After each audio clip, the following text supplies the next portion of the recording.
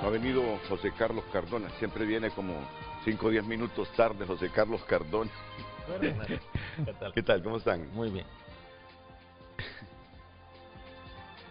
Ha de venir escuchando. Se durmió Cardona. No, siempre fue así. Siempre fue así. Es que siempre me carga como 5 o 6 libros. Te aseguro que hoy viene con libros. Historiador. Sí, el historiador José Carlos Cardona. Aquí han llegado ya don Héctor Soto y don Obed López. ¿No te genera recuerdos y nostalgia el pensar que hoy no estarás en el Congreso, Obed?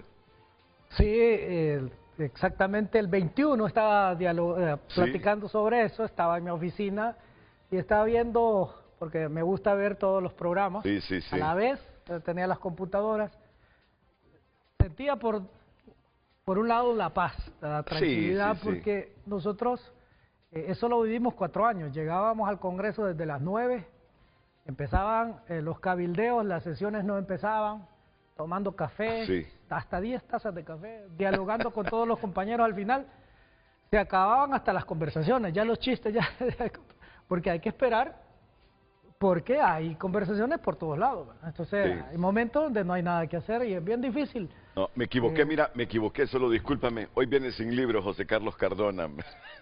Ah, lo tenés en el carro. ¿Cómo estás, Renato? ¿Qué tal? Qué gusto. ¿Cómo estás? Héctor, qué gusto. Al fin conozco a Héctor. Ah, de veras. Sí, ha sido de los analistas estrellas surgidos en esta coyuntura, ¿verdad? O sea que frente a frente nunca habías estado con él. No, no lo conocía en persona tampoco. No, a ninguno de los dos, ahorita no estamos conociendo. Con Obed igual. Tampoco. Sí, bueno. no habíamos estado en foro. Sí. Entonces, Obed... Sí, pero sí te generó un poquito de nostalgia ya el 21, no verte en el Congreso. Pero sí, uno descuida bastante sus actividades personales y yo creo que hay que darle tiempo también a las actividades personales y a la familia. Correcto, sí. Y José Carlos, ¿has extrañado el ministerio? Fíjate que uno abandona sus vidas personales por estos trabajos. Yo pues incluso tuve que renunciar a la Universidad Nacional tras salir de la Sede Sol por, obviamente, toda esta situación era muy penosa y lamentable para mí. Y había un cambio, yo tenía un puesto de confianza en la universidad con el ex rector Francisco Herrera, entonces obviamente con el nuevo rector la situación iba a ser más complicada, entonces renuncié sin pedir mis prestaciones para poder retornar algún día.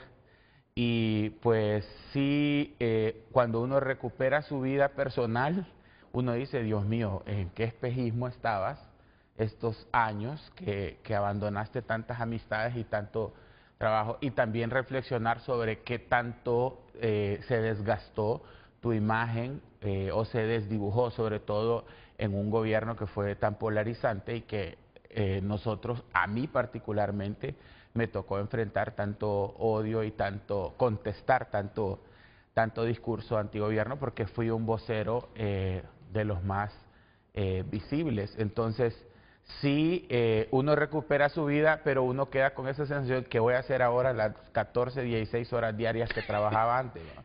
Y había días en los que antes de empezar a conseguir consultorías, había días en los que me quedaba así como, ¿qué voy a hacer hoy, verdad? Hubo días que yo leía 2 libros diarios, porque ¿qué voy a estar haciendo? ¿Me voy a poner a leer?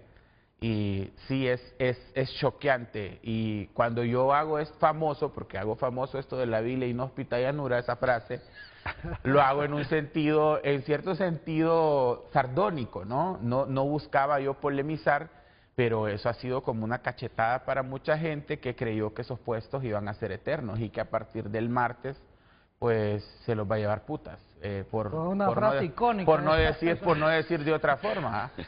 Para quien no tenía nada y llegó a esto y se queda en la nube de Úbeda flotando, esto puede ser un problema. Yo les digo, les voy a dar terapia gratuita, camaradas, tengo 6 meses en la llanura, a ustedes a partir del martes pues los espero para tomar café, ahora que están volviendo a contestar los mensajes, ¿verdad? Hubo tiempo que no había respuesta a los mensajes. No, es que un montón de gente creía que eran dioses, pero así es. En la democracia liberal así es, unos hoy y otros mañana. tenemos que aprender a lidiar con esto. Así que yo creo que es tiempo de que entremos en un proceso de reflexión, que es lo que vamos a hacer hoy en tu programa, sobre el tema. Sí, con José Carlos ya días teníamos pensado hacer un programa reflexivo del por qué perdió Libertad y Refundación. Pero el día que él estaba listo para venir a las 1 de la mañana, me puso un mensaje que estaba en un hospital porque su mamá se había enfermado. ¿Qué tal la salud de tu madre? No, está bien, todo bien. Está bien. Sí. Y entonces no pudo venir hasta ayer que concertamos ya el programa para hoy. Y Obed ha estado reciente aquí, Héctor Soto ha estado aquí con nosotros muchos programas. De hecho, en la transmisión del 30 de noviembre tuvo como comentarista estelar de la transmisión de TN5. Lucecita, buenos días, bienvenida. Hoy los hombres que ves en pantalla, nuestros panelistas, José Carlos Cardona, Obed López, Héctor Soto, se encargarán de analizar las causas que provocaron esa derrota de Libertad y Refundación. No llegó a los 800.000 votos de Libertad y Refundación, ¿verdad? No, 700.000. 107.000 por ahí tiene ahorita. Bueno, y los liberales y nacionalistas, cada uno de ellos doblaron en voto al Partido Liberal, al Partido Libre. ¿Qué pasó con Libre? ¿Dónde están las causas de la derrota de Libre? Yo te leí un mensaje hace algunos días. Le pedí a Lucecita que me trajera el teléfono. No lo tengo, por favor. Y voy a introducir esto con un mensaje que le leí al exministro Cardona. ¿Pero has conseguido consultorías, José? Sí, dos que tres. ¿De veras? Sí. Qué bien. A varias cosas, vos. Estamos sembrando frijoles en Olancho con mi hermano, por ejemplo. Mi hermano es agrónomo. Ha sido muy interesante todo esto de reinventarse, ¿no? Una vez que tu carrera política y pública ha sido arruinada por completo por un escándalo y por una injusticia. Así que ahí le hacemos de todo. Pasamos en Olancho, paso bastante en Olancho y vengo acá de vez en cuando por mi hijo. Así que... Pues, ¿Y caminas por las calles de Olancho? ¿No tienes ningún problema en ir a un centro comercial en Tegucigalpa? No, en absoluto. ¿Y qué tal la reacción de la gente contigo? Fíjate que yo hice silencio por algunos meses. Yo Sí. desaparecí de la palestra pública como por unos 4 meses. Ya en la recta final de la campaña, parte de los gráficos que le pasé a Carlos hoy Sí. es de una consultoría que estoy haciendo para una universidad. Me pidieron que hiciera un estudio sobre por qué perdió Libre, una consultoría breve, entonces les pedí permiso de que si podía compartir hoy algunos gráficos porque hicimos una encuesta muy interesante. Entonces yo volví a salir como a la palestra pública en la etapa final de la campaña y dije, vamos a ver, a opinar porque algunas cosas de la campaña no están bien. Y fue así que empecé, luego se viene ese balde de agua fría que fue la derrota y lo que pasó. Entonces ha sido muy choqueante, ¿no? Porque la gente ahora se ha encontrado con otra versión de José Carlos Cardona. Ya no estaba a la defensiva, no tenía que tener ese performance tan pedante, tan confrontativo de lo que tiene que ser un ministro que va a defender un gobierno. Esos performances políticos son bien complicados. Entonces ya la gente se ha encontrado con otra versión de mí. Tenemos un podcast, entonces hemos estado entrando mucho a TikTok y ahí vamos poco a poco. Es muy complicado porque mientras esto no se resuelva, mientras no nos toque ir a enfrentar y esclarecer este asunto de ese sol, pues la vida está como en una especie de pausa, en un limbo, en el que no puedes reiniciar tu Correcto. verdadera vida. Sí. Y no podés terminar ese ciclo, ¿no?, que empezaste. Así que ha sido muy complicado y muy triste para mí, para mis amigos y para la gente que se sumó a este proyecto, porque yo la metí a este proyecto de refundación. Entonces ha sido complicado, pero en la calle la gente, bueno, en este país la gente entiende cómo suceden las cosas. Sí. Y la narrativa de los hechos al final recayó sobre la persona que en realidad hizo todo esto en Copán y de que yo solo fui una víctima coyuntural. Yo de hecho puse mi renuncia justamente para que esto se esclareciera y que no hubiera una duda. Es decir, tú renunciaste, no fue que te destituyeron. No, yo renuncié. Yo después de que salí de tu programa el miércoles de esa semana, el 25 de junio vine a tu programa, Sí, ¿te acordás? Sí. Yo tenía claro que tenía que renunciar y lo hice frente al Consejo de Ministros porque creí que era una forma muy transparente de decirles, miren compañeros, aquí está esta situación. Yo expliqué todo lo que pasó, eso no fue televisado. Fue un momento muy emotivo, renuncié y les dije, me voy a salir de la reunión para que ustedes puedan pues hablar sobre lo que está pasando, porque había otras secretarías involucradas y porque era mi deber hacerlo. Yo lo hice, me fui, no sé si fue tan correcto someterme a ese proceso de humillación pública, porque sí hubo mucho escarnio por lo que pasó. Pero yo estaba dispuesto a renunciar desde el miércoles. Recuerda la coyuntura política, sí, ¿verdad? No, claro. La y el mal manejo comunicacional que hizo el gobierno del asunto, como siempre, ¿verdad? Sí. O sea, que el principal problema de este gobierno fue el desastre de las comunicaciones. Yo creo que si hay una razón por la cual se perdieron las elecciones, más allá de lo que el discurso político diga de la injerencia de Trump, el imperio y todo esto, creo que fueron las comunicaciones. En el siglo XXI un gobierno que comunica mal está condenado a ser destruido. Y eso fue lo que pasó. Y cuando ves en esas transmisiones últimas, en la instalación de la Junta Directiva Provisional a Isis Cuellar, si es que has estado pendiente de todo este proceso. Ahí tiré unos riflazos en redes sociales. Yo dije, o sea, se tomó una decisión.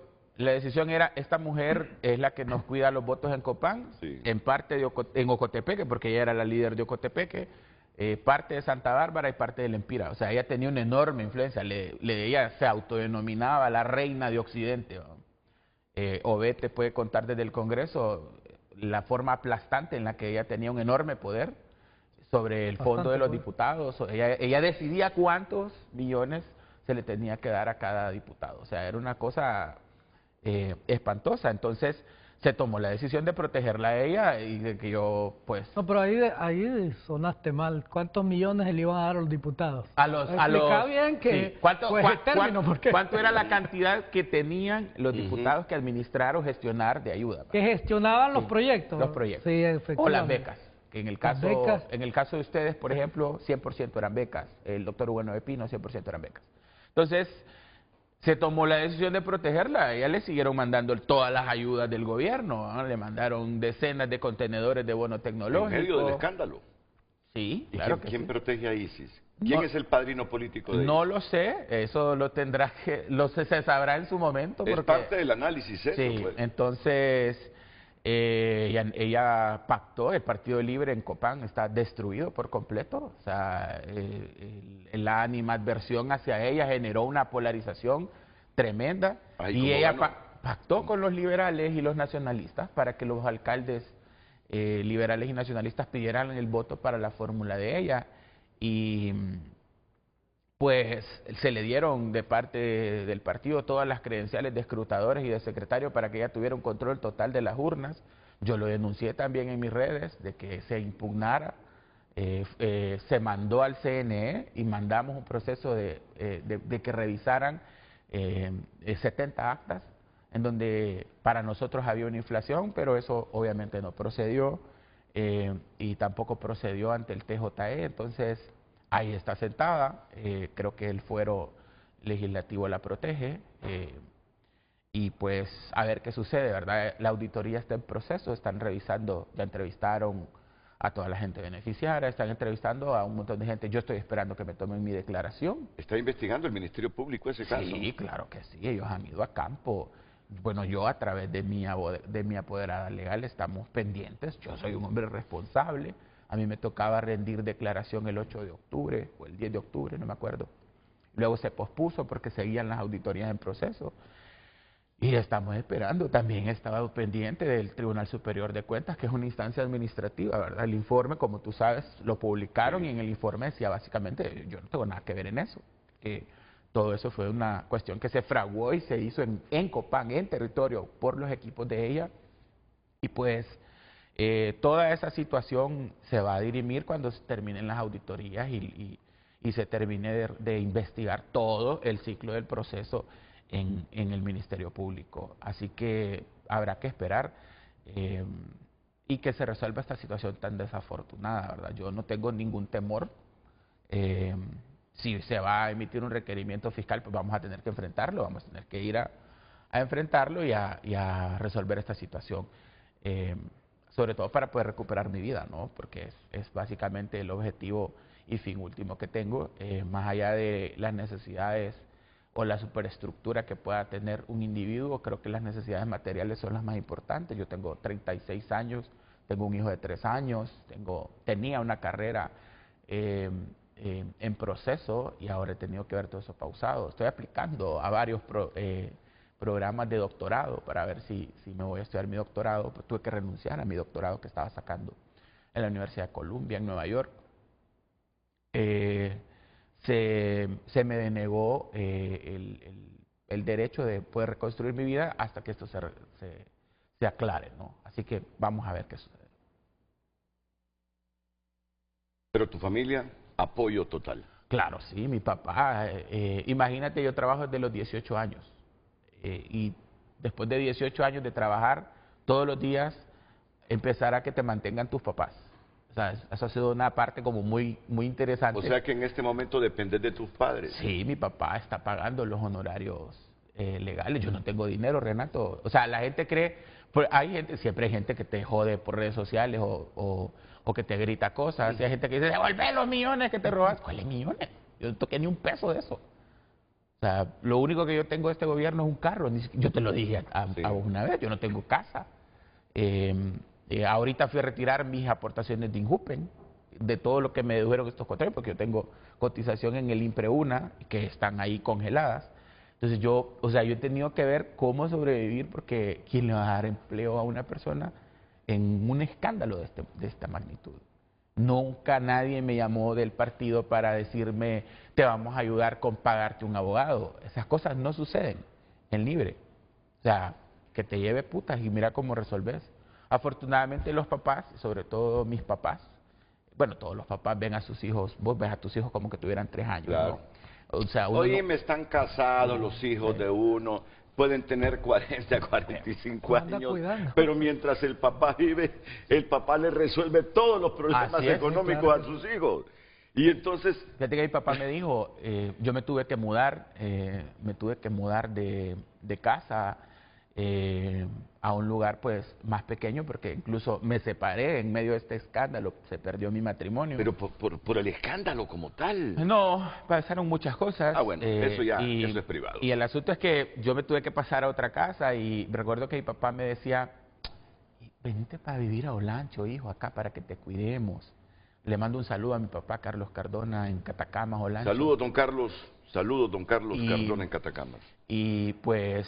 ellos me han tenido que mantener estos meses. ¿Tu madre? Mi mamá vive conmigo, se ha tenido que mudar a vivir conmigo porque tenemos que cuidar al niño, ¿no? O sea, no es una cuestión... ¿Pero dónde vives? ¿Vives allá en Olancho o estás en Tegucigalpa? El niño pasa una semana con mi esposa y una semana conmigo. Y tu ex se convirtió en diputada, ¿verdad? Diputada, ¿Y ya. ¿No sentiste algo en el corazón cuando la miraste ahí? No, estoy muy alegre. Que el viceministro de Gobernación la llamó para comprobar el quórum. Sí, mira, más allá de todo, más allá de las cosas que pasan en un matrimonio, hay obviamente un niño de 3 años. Esa es la prioridad cuando una situación de esa pasa. Así que, pues yo la he felicitado, estoy muy contento porque haya salido diputada. Es un alivio económico para los dos, porque Rodrigo toma una leche un poco cara, es un niño un poco exigente. Y pues ambos pues llevamos una relación de completa cordialidad. Así que, mira, no es fácil que te destruyan tu vida a los 36 años, no es fácil que te sometan a un proceso de escarnio público, no es fácil que se destruyan tus ambiciones, tus aspiraciones, tus sueños, y que tengas la lealtad que yo he mostrado a este proyecto de refundación. Cuando todo el mundo se sale de Libre y se van a tirar mierda y a ser enemigos del partido y a odiar a todo el mundo, porque esa ha sido la tónica de mucha gente que se va de Libre. Y yo, que soy una persona de fe, yo siempre soy evangélico desde los 15 años, para mí esto ha sido una prueba de mucho estoicismo. Y aquí estoy, no me voy a ir. Fíjate que hay amigos que me dicen, José Carlos, ¿por qué no te vas del país? Andate como se fue Valdía. Y les digo, a Nicaragua. Y les digo, pero ¿a dónde me voy a ir? O sea, no me voy a ir. Fíjate que el otro día me fue a visitar un amigo. Yo tengo una biblioteca de 4.000 libros. Sí, imagínate. O sea, entonces, fíjate por eso que me extraña que hoy no vino con libros, pero ahí me los tiene en el carro. Fíjate que la mitad de mis cosas son libros, porque todos los estantes, los libros. No, pero son caros los libros también. Sí, o sea, no, y es una cosa que yo siempre he practicado desde que era estudiante. Sí. Fíjate que a mí me mandaron mucho a representar a la universidad en un montón de países. Yo me iba con la maleta vacía, llena de ropa viejita, la ropa, uno es estudiante, que viene por año, uno compra ropa en Megapaca. Entonces, estoy hablando de hace 15 años, ¿verdad? Entonces, yo llevaba la ropa más viejita y la botaba allá en los viajes que hacía. Me acuerdo una vez cuando fui a Argentina por primera vez en 2011, tenía 21 años. Y llevé y boté toda la ropa y la traía llena de libros, porque en Argentina los libros son súper baratos. Entonces, yo siempre he comprado muchos libros. Siempre he priorizado los libros por encima de la Coca-Cola o la cerveza o la comida. Entonces, la mitad de mis cosas son libros, y entonces cuando mis amigos me dicen eso, yo digo, man, ¿qué voy a hacer con los libros? Entonces, yo no me voy a ir, aquí estoy, porque yo no hice nada. Y yo sí confío en el sistema de justicia de este país. No tengo ningún privilegio, ningún fuero, ninguna condicionante ventajosa. Mira, ni ISIS tampoco. No tiene fuero. Entonces, el fuero solo es para temas legislativos, leyes. Sí. Lo que pasa es que le ponen ahí un juez especial, ¿verdad? Sí, un juez natural. Sí, correcto. Sí. Entonces, yo aquí voy a estar y aquí voy a dar la cara, porque yo aquí me quiero envejecer en mi país. Nadie se quiere ir a... Bueno, una persona que ama su país, mucha gente se va por la necesidad que tiene. Yo no soy ningún cobarde, aquí estoy dando la cara y vengo y sigo en estos espacios y acepto invitaciones a programas y tengo mi podcast y mi vida pública porque yo tengo mi frente en alto.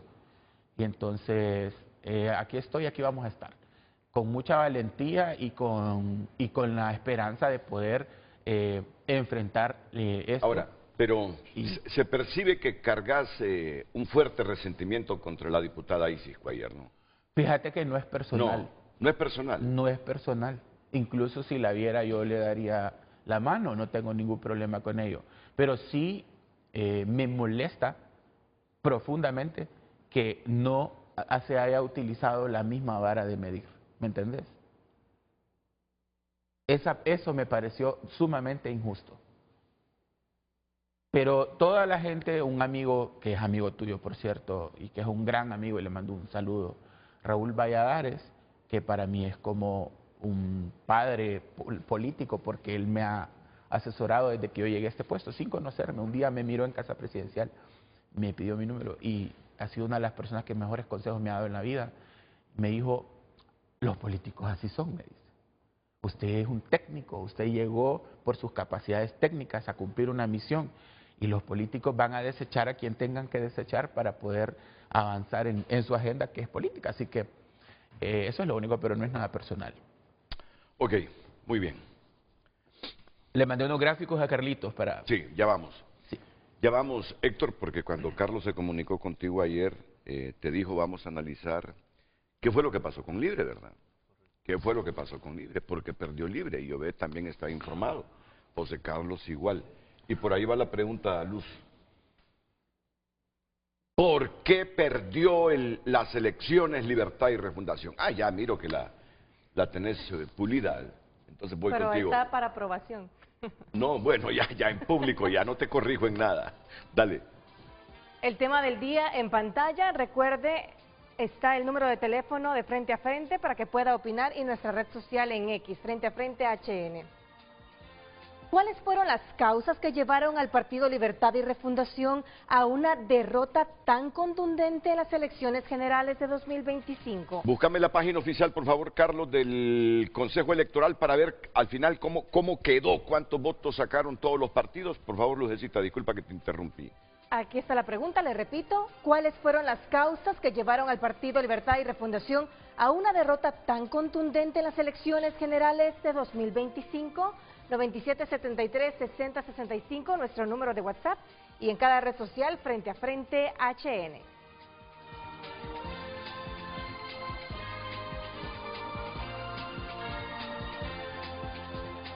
Me están buscando los datos del Consejo Nacional Electoral. Muy bien, ok. Y bueno, no he presentado a Héctor Soto. Héctor, bienvenido. Gracias, porque siempre que te invitamos, tú has sido muy leal con nosotros, aceptas las invitaciones. Gracias. Bueno, y a ti te tienen como simpatizante de Libertad y Refundación. Vos sabés que aquí le ponen nombre y apellido a todo, lo estigmatizan. ¿Tú perteneces al Partido Libertad y Refundación? Yo simpatizo con Libre, pues obviamente he estado bastante, digamos, distante, ¿no? Por el hecho de que... ¿En el activismo? Sí, que he vivido mucho tiempo fuera, porque Libre de alguna manera es el reflejo de luchas sociales e históricas que se han dado, y habemos muchos acá que incluso compartimos esas luchas antes que la existencia misma de Claro. Libre, ¿verdad? Yo en el golpe de Estado era defensor de derechos humanos y me tocó exiliarme justamente por la persecución política, ¿no? ¿Para dónde te fuiste? Colombia. Y pues obviamente ahora ese proyecto y esas luchas materializadas en un partido hacen que uno tenga afinidad, porque encuentra que muchas de las cosas por las que uno ha peleado, pues Libertad y Refundación Correcto. las representa. Obviamente el partido fue evolucionando, uno se mantuvo muy ausente, por eso a Carlos no lo conocía en persona ni a Obed, pero hay una coincidencia alrededor de estos elementos políticos, y obviamente frente a este escenario que se está dando hoy, que como toda democracia hay actores que ganan, actores que pierden, pues lo importante es que en medio de eso el país pueda avanzar. Yo creo que escuchando a Carlos uno también se da cuenta que la política muchas veces uno la deshumaniza, pero realmente lo que Carlos retrata también nos permite identificar que en la política también muchas de esas discusiones pues evidencian esas suertes que se pueden correr. Obviamente yo espero que Libertad y Refundación, como todo partido en democracia, pueda seguir compitiendo, que obviamente a los que ganaron les vaya bien. Yo creo que también tiene que haber una responsabilidad democrática con ello. Hoy el país le ha dado la oportunidad al Partido Nacional, algunos lo cuestionan, otros no, pero en todo caso la responsabilidad democrática nuestra es que al presidente Oinás Riasfura le vaya bien. Ahora, será su desempeño Claro. el que definirá Muy bien. si esas cosas le hacen Claro. ganar el respaldo ciudadano Así o si lo hace mal, ganar rechazo ciudadano. Y los demás partidos, en este caso a Libertad y Refundación, su tarea será cómo vuelve a competir nuevamente por el poder en una democracia que debe dar garantías para la alternancia, ¿no? Pero Claro. yo creo que la disputa política ahí está, y claro, hoy esto es un mazazo para la izquierda hondureña que llegó al poder, que no pudo mantenerse, pero que ahora desde esa posición de la llanura, yo ahí con Carlos discrepo. Yo creo que uno puede ir a la llanura o puede ir a la oposición, porque el punto es que muchas veces cuando se va a la llanura porque ya no se tiene el poder, pero uno se va a la oposición cuando deja de tener el poder formal, pero el proyecto político sigue existiendo. Yo creo que Carlos, con la idea de la vil y la inhóspita llanura, de alguna manera nos muestra hacia dónde no tiene que ir Libre. Ahora, recordar la coyuntura de él, ¿no? Claramente. Que eso afectó a Carlos. Por eso el desafío de Libre es no ir a la llanura, el desafío de Libre es ir a la oposición. No, y es que la llanura también es reconfigurarse como proyecto político, pero la materialización de esa idea me parece que da forma de hacia dónde ir y hacia dónde no ir. No hay que ir a la llanura, hay que ir a la oposición. No, claro. Ese es el lugar correcto. Claro. Sí. Y bueno, ya la historia de Obed, tú fuiste liberal. Tú pertenecías al Partido Liberal, o nunca perteneciste al Partido Liberal. No eres la escinción soy del nuevo Partido en Liberal, Obed. ¿Cuántos años tenés, Obed? Yo tengo 50, Ok. pero yo siempre he trabajado en una empresa privada. Sí. Ok. Para el 2009 yo trabajaba exactamente con el Instituto de Previsión Militar. Y en ese momento me incorporo a la lucha social en el Frente de Resistencia, más como un acompañante en las movilizaciones. desde ahí me empieza a gustar la política. Y yo hago, y después logro entablar una amistad con Russell, y de ahí empezamos a armar el movimiento de renovación en el Partido Libre ya. Pero yo no estuve en el Partido Liberal, fui votante, por supuesto. El Partido Liberal tenía un ala de izquierda. Correcto. Donde mis padres, mi padre es campesino, ya murieron, del Bajo Aguán, cooperativista, fue presidente de varias cooperativas allá en Orica, Sabá, Colón, y él me impulsa junto a mis hermanos que también participaron en los frentes estudiantiles en la universidad, en el FRU, y en los frentes de secundaria. Entonces todo eso me ayuda a mí, a que yo desde pequeño asistía a las movilizaciones del 1 de mayo con mis hermanos mayores, y de ahí me gusta esto, ¿verdad? Pero alguna vez votaste por el Partido Liberal, ¿no? Y votaba por el Partido Liberal, sí, pero no, era un votante que llegaba más y por la influencia de mis padres, pero yo les decía a ellos, estos partidos es lo mismo, no me gusta ir a votar, pero al final iba a votar y siempre votaba por los liberales, pero no había otra alternativa. Sí. Cuando nace Libre, sí, existe una pero alternativa. había UDR, no votaste nunca por la UD. No voté por la UD. ¿De veras? No. Y ese era, ellos enarbolaban la izquierda no lo sentía como antes una del Libre. alternativa de gobernabilidad. Entonces no acompañé esas. Ok. ¿En algún momento votaste por el Partido Liberal o no? No, yo me formé, fui presidente de la FUR en los tiempos universitarios, formé parte de la juventud de la UD. ¿En qué yo sí voté por la ¿Cuántos UD. años tenés? 43. Sí. Pero mira, hipote, ¿va? Es que toca cuidarse, hermano. No, pero mira. Como tú, hombre, la buena te vida. miro rejuvenecido, No, con una piel de niño te miro hoy. ¿Sí? Sí, hombre, claro. No, en la UD, pues mi papá también fue miembro de la UD, Hermilo Soto, y en aquel momento muy amigo de Matías Funes, Sí. así que Matías me compartía los libros de Profesorazo. materialismo histórico, materialismo dialéctico, entonces yo voté por la UD y luego por Libre. Pero no, por los liberales les deseo suerte y éxito político, pero nunca he votado por ellos. Yo entrevisté a tu padre muchas veces, a don Hermilo Soto. Sí, Sí, claro. Sí que yo soy el más veterano de este grupo. Sí, señor. Y parezco el más joven. También. Te has rejuvenecido porque bajaste de peso. Sí. Siempre te sacan videos para tirarte mierda y te sacan cuando eras gordo, porque estaba gordísimo hace Sí, como unos hombre. 10 años. Pero Oye, te rejuveneció. Bajar de peso te rejuveneció. Y me imagino Sí. que tu salud mejoró también. Claro. Nunca sabe uno cómo están los órganos, ¿verdad? Por- Es mejor no revisar, decía mi abuelo. Mejor Solo va hacer uno al el médico examen. y ya se muere, dice. Mira qué contradicción. Yo amo la vida. Claro. Yo no me quisiera morir, te lo digo francamente. Sí. Amo la vida. Entonces, pero si amo a la vida, no debería tener ningún temor en hacerme los exámenes elementales de sangre para ver cómo está mi salud. Pero uno siempre carga unos temores a saber si... sí. Claro, cada quien sabe sus excesos en la vida, ¿verdad? ¿Y qué te puede estar fallando? Pero el mensaje hoy, bueno, desafiemos nuestros excesos, aniquilémoslos y vamos al médico para que nos recomiende qué exámenes hacernos. Porque muchos tienen posibilidad de vivir más años si se dan cuenta que un órgano está fallando. Sí. Pero si por miedo uno no busca al médico y los laboratorios, Sí. o sea, ese órgano se va deteriorando y pronto nos va a hacer colapsar. ¿Por qué esa sonrisa, Lucecita? Post en X. ¿Qué estoy haciendo?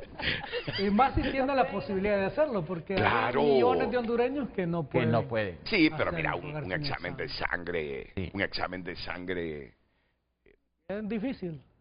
bueno, Yo tuve la experiencia de mi padre. Mi padre murió hace muchos años. En ese momento no tenía las condiciones para ayudarle. Tenía 20 años.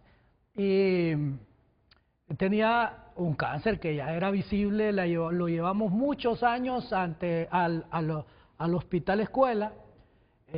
Pues era solo de un análisis de un médico que se tomara el tiempo para revisarle porque ya tenía ganglios. Y nunca lo hicieron.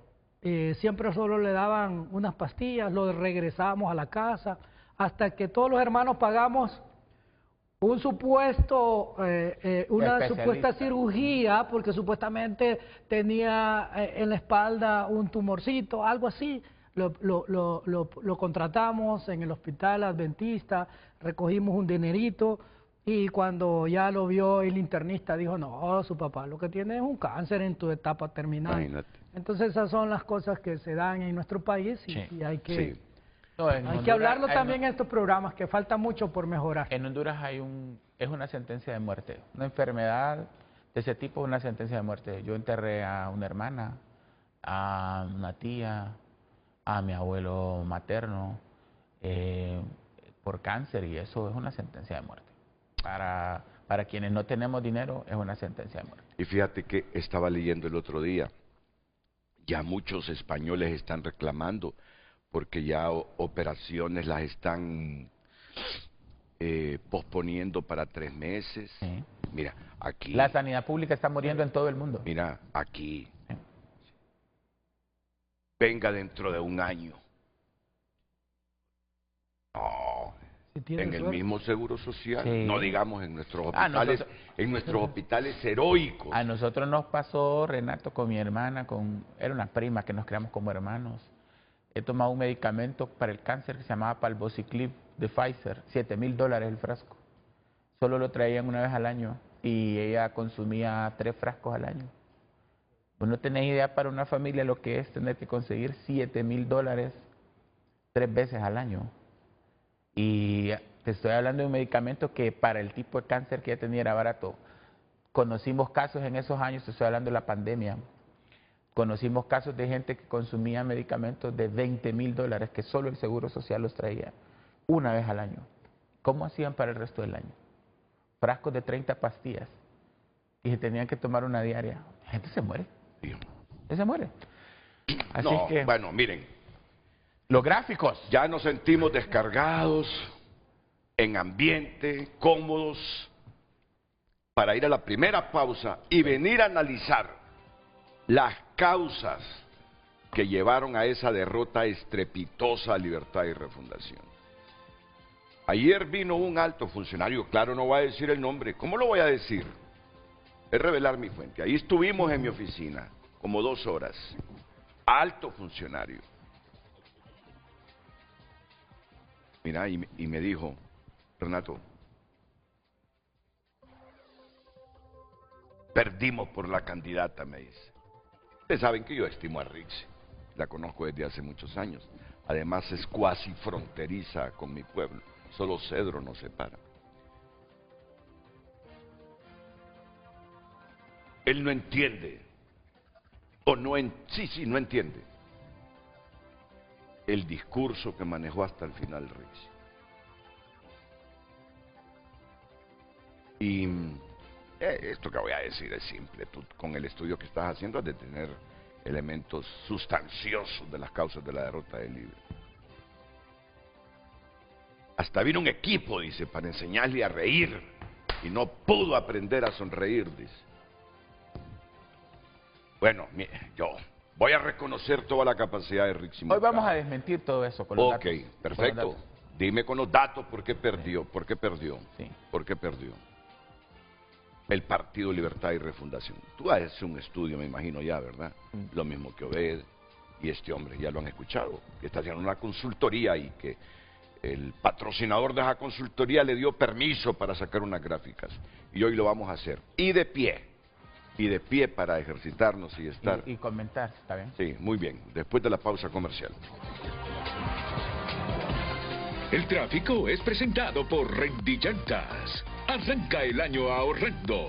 Ven a Centro Automotriz Rendillantas y aprovecha 60% de descuento en la segunda llanta. Sí, 60% menos. Muy buenos días a todos los televidentes de Frente a Frente, las 7:40 de la mañana. Usted puede ver ya las tomas aéreas de nuestro dron y también pues puede ver tomas también del alrededor del Congreso Nacional, donde si usted se dirige en la casa pues tiene que buscar rutas alternas porque están cerradas las vías que van para el Congreso Nacional, así también como para el centro de la ciudad, debido a la elección de la Junta Directiva Provisional del Congreso Nacional que se realizará ese día. Para que usted tome nota, y las calles cerradas en Tegucigalpa son la antigua funeraria de la Auxiliadora, semáforo esquina de Chinda Díaz, así como el semáforo de del Parque Central, el acceso por la Arash y compañía, así como el Banco Occidente, la esquina de Tesorería General de la República, la antigua Casa Presidencial, también el puente del Estocolmo o Palo de Hule, como se le conoce, el puente de la isla, accesos peatonales del mercado de la isla y la salida del edificio Midense Soto. Estos son los sitios que están cerrados, 10 puntos, calles de avenidas que están cerradas en el centro de la capital para que usted pueda tomar rutas alternas. Además, el tráfico también vehicular es bastante pesado y congestionado en ese sector, alrededores del Congreso Nacional, además también de lo que es la Feria del Agricultor. Si usted viene para la feria también, pues le estamos diciendo que puede ver las imágenes que también el acceso es bastante cerrado, porque ahí está todo cerrado, bastante militarizado, y también con miembros de la Policía Nacional quienes están dando resguardo al Congreso Nacional, porque hoy se va a llevar la Junta Directiva Propietaria del Congreso Nacional, así que tome rutas alternas vía aérea. Usted está viendo lo que son los accesos que están cerrados. Le repito, la antigua funeraria de Auxiliadora, semáforo de Chindadía, semáforo del Parque Central, así como los accesos que están en la calle que va para Comayagüela, la esquina de la Tesorería General, la antigua Casa Presidencial, el Puente Mayor, Puente La Isla y acceso de puentes del Mercado La Isla, además de la salida del edificio Midense Soto, como el frente del Parque La Merced. Tome nota y busque rutas alternas. Esto es lo que se está realizando en este momento aquí en el Parque Central, para que usted pueda tomar notas, porque son las 7:42 de la mañana. El aviso para que usted tenga los televidentes de frente a frente para que puedan tomar rutas alternas y buscar alternativas si se dirige hacia el centro de la capital o a sus alrededores. Retorno con usted. Buenos días. El tráfico fue presentado por Rendillantas. Arranca el año ahorrando. Ven a Centro Automotriz Rendillantas y aprovecha 60% de descuento en la segunda llanta. Sí, 60% menos. Redes sociales es presentado por La Curazao. Red Sale, la primera gran liquidación del año. Tu mejor compra comienza con una Credi Oportunidad. Solo en La Curazao. Vamos a darle lectura a sus mensajes a través de X. Alan Alvarenga escribe: una de las causas principales es la impunidad contra los funcionarios del Libre que cometieron irregularidades. Y lo segundo, solo persecución política contra la oposición. Tercero, el mismo discurso de la narcodictadura sin ver los problemas del país. Y último, Luis Redondo. Edgardo Mejía escribe: 4 actos de corrupción como planilla falsa del Seguro Social, Cedesol, etcétera. Ni qué decir de los pendientes de descubrir el pacto de impunidad para proteger a sus corruptos de antaño. Luis Redondo y el peor Congreso de la historia. Gobernó Mel y no Xiomara. La Presi Canchita, etcétera. Causas de la derrota de Libre: prometer la Sisi y no traerla, el gobierno que no la traiga cae, desaparecer 2.000 millones de dólares de las reservas, tener a pedantes, majaderos, maleducados de ministros como Cardona, Salgado y Torres, escoger a Ramona, la agria de candidata. Ya que Cardona no me permite expresarme en su Facebook, lo haré a través de Frente a Frente. Cardona sabe que no acepta que facilitó el poder a Cuellar, y en Santa Bárbara a otra igual, Angélica Smith, consiguieron el repudio. En Occidente todos sabemos, Cardona causó daño en Santa Bárbara. José escribe: en su tiempo andaba de pedante el caballero presente, ahora que cayó en la realidad de Libre, anda confesando sus pecados para quedar bien. Libre tiene que desaparecerse para el 2034, declarar terroristas a los colectivos. Son algunos de los mensajes a través de nuestras redes sociales. Continúe enviando sus mensajes. Recuerde que también lo puede hacer a través de WhatsApp, licenciado Renato. Redes sociales fue presentado por La Curazao. Red Sale, la primera gran liquidación del año. Tu mejor compra comienza con una Credi Oportunidad. Solo en La Curazao. Ya tengo la integración de la directiva del Congreso. Muy bien. Hasta los nombres de los liberales que van a integrar. Pero yo les voy a decir algo. Liberales. Miren hoy por qué están estos 3 panelistas analizando las causas de la derrota de Libre. Primera vez que llega la izquierda a gobernar y solo se mantiene 4 años. Crean una incertidumbre enorme, que no van a integrar, que no van a apoyar la directiva en propiedad que hoy se va a elegir mientras no arreglen lo de Talanga. ¿Qué dice la ley? ¿Cuál es el último recurso que le queda al alcalde liberal de... No, perdón, a la persona que se dio por ganador antes del último recuento del Tribunal de Justicia, el liberal de Talanga? El último recurso que le queda al Tribunal de Justicia Electoral. Bueno, ¿por qué no van en amparo electoral? ¿Por qué crean incertidumbre? Miren hoy por qué estamos aquí analizando las causas por las que Libre no se pudo mantener en el poder. Y de esta mañana venía escuchando a la periodista Saray Espinal, que es diputada, que no vamos a apoyar esto mientras no nos arreglen lo del alcalde de Talanga. ¿Qué es eso, hombre? Tienen más de 100 años de existir como partido político. Que se vayan en amparo electoral. Y a la Corte que arreglen lo de Aldana, que se pronuncien. Que se pronuncien. Mira cómo es el sistema de enredado, ¿eh? Sí, no, y además, eso es un teatro. Oíme, ¿qué necesidad tiene la gente a esta altura de estar con incertidumbre? Sí. Y este es un reclamo para el Partido Liberal. Hombre, tienen más de 100 años y siguen como niños. Siguen como niños generando la incertidumbre a Honduras. Y el partido vive un momento histórico. Sí. Se levantó, pero si continúa así, vuelve a caer. Ya no van a salir divididos, sino van a quedar subdivididos. Sí. Y ese rompecabezas del Partido Liberal va a resultar difícil volverlo a armar.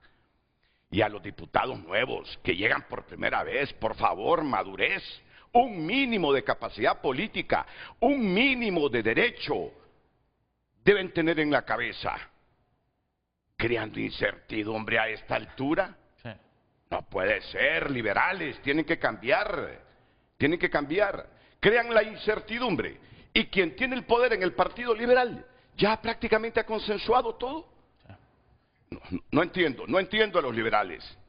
Y a los nuevos, o a los virguitos, como les decimos en Honduras, que van entrando a política.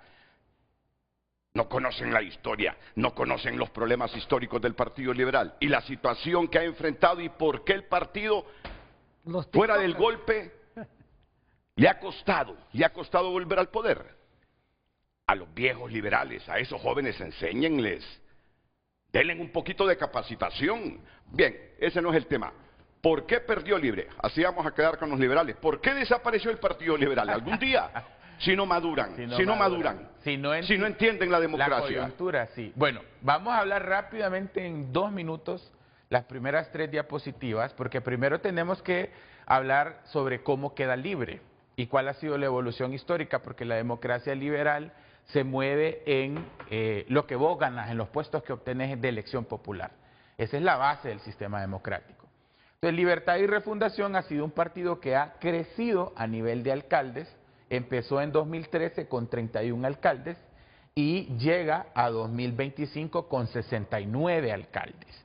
Eso implica un crecimiento vegetativo en lo local. Para vos y ustedes que llevan más tiempo y son mayores que mí, pueden ver que para el bipartidismo los alcaldes son básicamente el asidero del poder, porque el poder local en estos partidos centenarios es la base de todo. A nivel de diputados, el partido tuvo un crecimiento fuerte en 2021, llegando a tener hasta 50 diputados y ahorita quedamos en 35, que ha sido la media histórica. Libre empezó con 37, luego en 2017 con 30, luego 50 y hemos bajado a 35. ¿Qué significan estos datos? Que si bien es cierto, la simpatía hacia el partido aumentó a nivel municipal, esa simpatía se vio fuertemente bajada a nivel departamental. Este dato es importante que lo tengamos para el análisis que vamos a hacer después sobre cómo las figuras de los diputados de Libre fueron polarizantes en los departamentos. Y en ellos radica gran parte de la derrota en mi estudio. Avancemos. Siguiente diapositiva. Aquí vemos cómo han evolucionado las bancadas de los 3 partidos más fuertes y podemos ver que Libre pues ha sido un partido que ha estado en la media, ¿no? 37, 30, 50, 35. Sufrió un bajón Libre. Partido Nacional, 48 diputados en 2013, 61 en 2017, que fue el pico máximo de crecimiento de ese partido en los 40 años de democracia.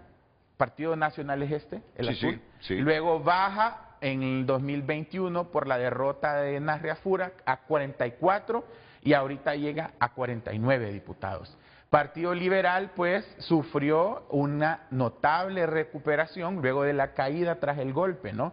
Partido Liberal tuvo 27 diputados en 2013, 26 en 2017, 22 en 2021, porque el Partido Salvador de Honduras cooptó un montón de voto liberal en esa coyuntura, que llegando a tener 10 diputados los del PSH, y ahorita cuando Nasralla se mete al Partido Liberal y Jorge Calix entra, pues llegan a un total de 41 diputados. Como vos decís, el Partido Liberal está en una oportunidad histórica en este momento. Y pues las opciones independientes y los partidos minoritarios nunca han sido pues relevantes. A este momento solo tienen 3 diputados. Significa que Libre en esta coyuntura tuvo una notable disminución por obviamente toda la anarquía que se vivió en el anterior Congreso Nacional. Eso le impactó muy negativamente y otros factores que vamos a ver más adelante. Avancemos. La siguiente es lo de los alcaldes, que para mí en esto se debe enfocar Libre. Creo que el futuro del partido es el retorno al poder local y la descentralización en la toma de decisiones, porque lo que vemos es que Libre es esta línea roja. El partido, si se fijan, Partido Nacional ha ido a la baja con la cantidad de alcaldes, Partido Liberal a la baja, y el Partido Libre es el único partido que cada elección aumenta su cantidad de alcaldes. Significa que hay un crecimiento orgánico del poder local, y esto es algo que no se puede seguir negando. Aquí concluyo con esta gráfica y avanzamos para que veamos y empecemos a la participación sobre las causas del desgaste, porque hay que hablar de dos cosas: el desgaste del gobierno y el desgaste de la campaña. O sea, ¿dónde estuvieron los fallos a nivel de gobierno y cómo esto impactó en la campaña presidencial que vimos?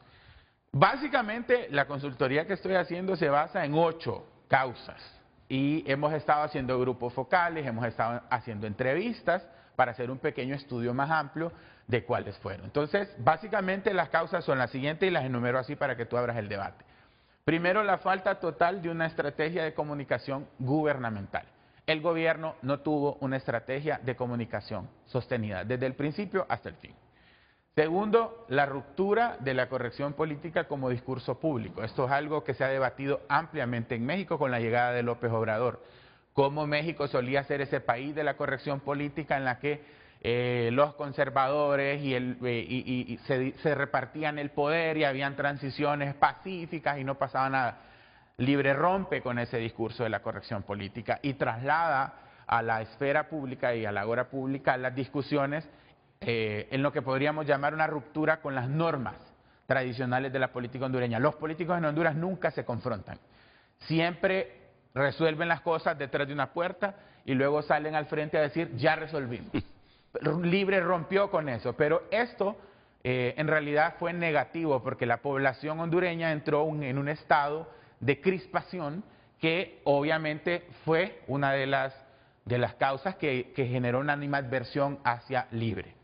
La apertura de frentes de multiconflicto, nos peleamos con la prensa, nos peleamos con los grupos de poder, nos peleamos con los movimientos sociales, nos peleamos con las iglesias. Todos estos frentes abiertos, que nunca se podían cerrar los conflictos porque una coyuntura cedía a otra y así en cascada, generó una bola de nieve que al final impactó en la decisión del votante. Las vocerías sin control, que era toda esta gente diciendo estupideces y que rompía con la imposición de narrativas de gobierno. Entonces, un ministro estaba en un programa diciendo una cosa muy positiva del gobierno y exponiendo un logro del gobierno, y otro ministro estaba siendo ridiculizado por algo que dijo en otro programa de televisión, porque no había un control de vocerías, como si hubo en las mañaneras de López Obrador, por ejemplo, las vocerías del PSUV en Venezuela, que nadie se va a salir del guión, nadie va a decir nada que no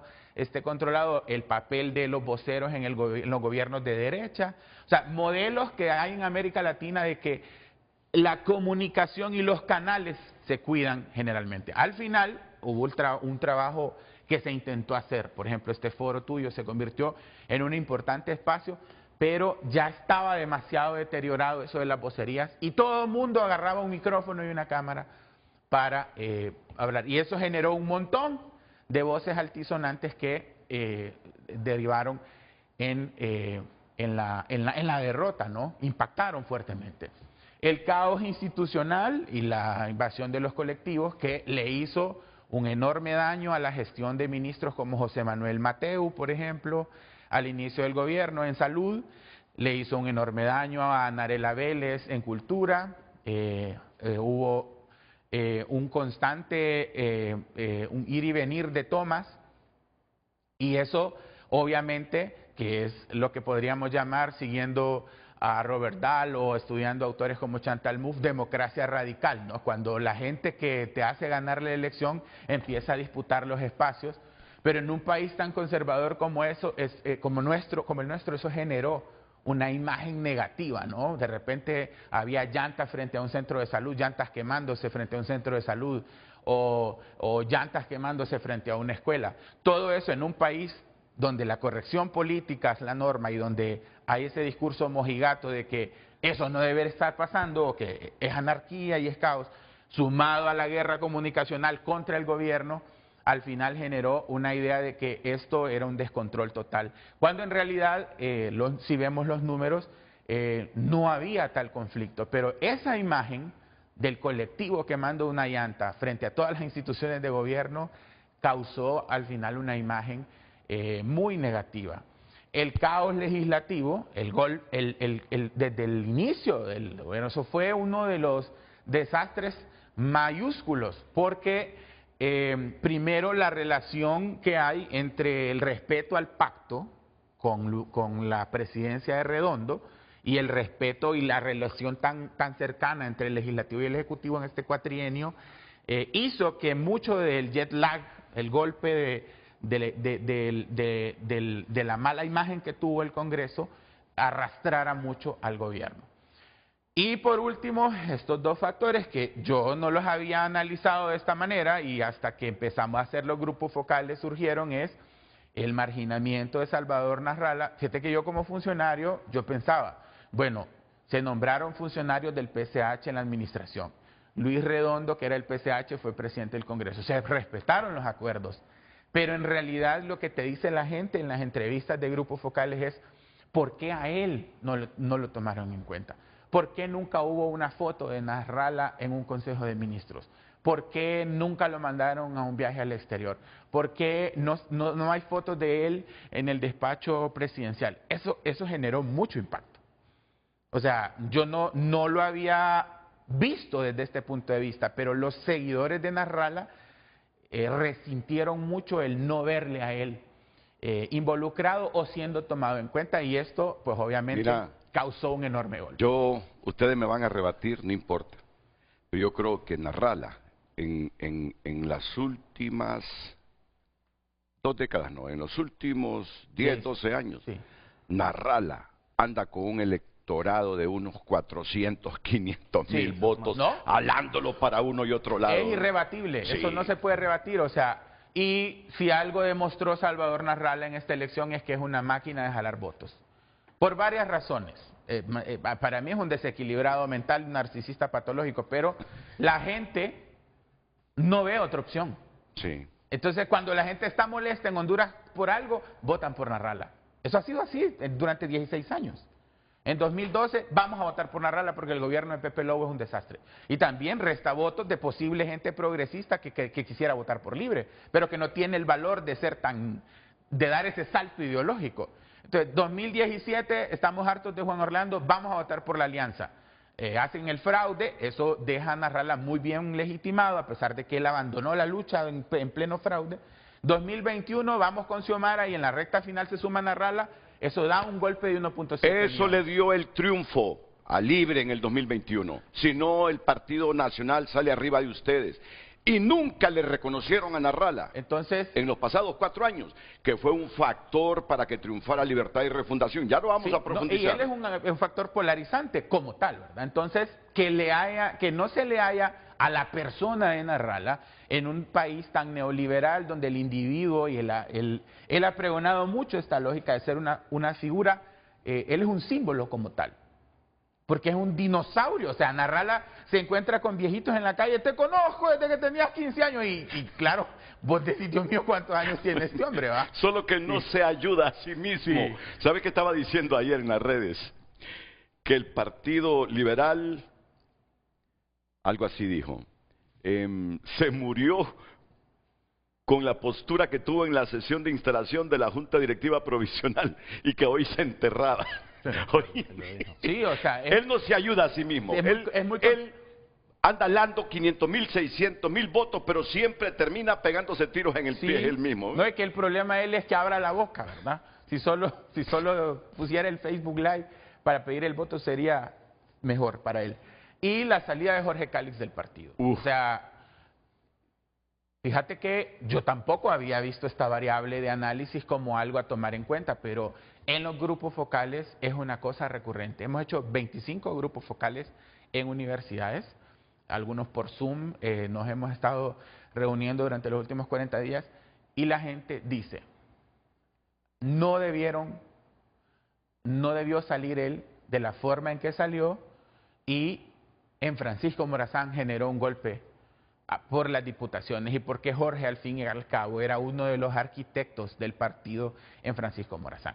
O sea, el hombre fuerte de Francisco Morazán era Jorge Cálix. Entonces, la salida de Jorge desequilibró el tablero en Francisco Morazán y al final hizo que se perdieran, digamos, unas 2 diputaciones en el departamento y votos presidenciales que él pudo haber sacado en la interna de Libre. No lo sacó porque él se lanzó dentro del partido. No, pero está bien que lo reconozca, porque lo está viendo ahora. Estas son observaciones. Pero cuando le metió aquella patada a Russell Tomé, tú decías, está bien que... No, claro, es que esto es un estudio académico serio, No, está bien, ¿verdad? correcto. O sea, yo acá no estoy hablando como militante del partido, tanto como tratando de ser objetivo en el análisis. Entonces, no sé si vamos a hablar de estos puntos.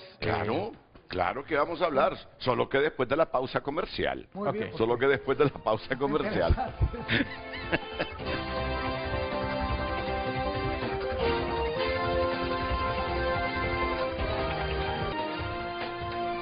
Hoy en tu nota es presentado por Farmafácil. Todos los lunes Bienestar más 60. 30% de descuento para el adulto mayor, solo en Farmafácil. Tunota.com destaca las siguientes noticias. Congreso Nacional sesiona hoy para elegir junta directiva en propiedad. Millones por voto. La deuda política engorda a los partidos mayoritarios. Los que llegan, los que repiten y los que ya no mandan en el Congreso.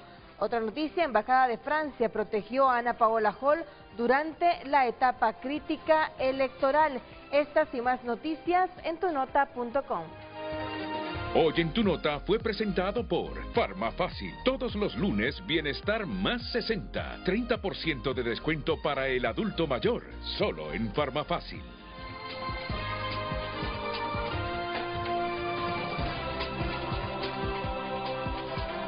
Obed, ¿qué tal está el café? ¿Está bien?